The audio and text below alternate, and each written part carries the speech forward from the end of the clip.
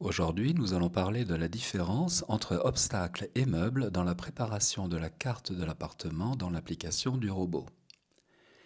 Il y a certains objets qui ne bougent pas, comme un sofa, une table, une console, un lit, etc.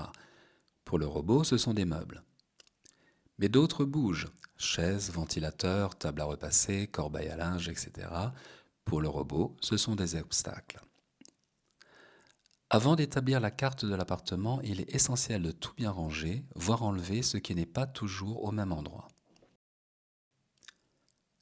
Par exemple, ici, le ventilateur. Celui-ci, en fonction des besoins, est bougé régulièrement et pas toujours remis au même endroit. Si, lors de l'établissement de la carte, il reste à cet endroit, le robot le prendra pour un meuble. S'il se trouve plus tard à un autre endroit, pour le robot, la surface sur laquelle il se trouvait avant sera toujours un meuble et la surface occupée ne sera pas aspirée qu'il s'y trouve ou pas. Alors, on l'enlève. Plus tard, l'endroit où se trouvera alors le ventilateur sera un obstacle et sera simplement contourné. Ici, c'est un meuble qui par définition ne bouge pas, donc on le laisse. Ici, les chaises ne sont pas toujours fixes, comme par exemple celle où le chat dort. Avant d'établir la carte, les enlever. La table peut rester. Mais plus tard, le robot contournera ces chaises, les prenant pour un obstacle et pas pour un meuble.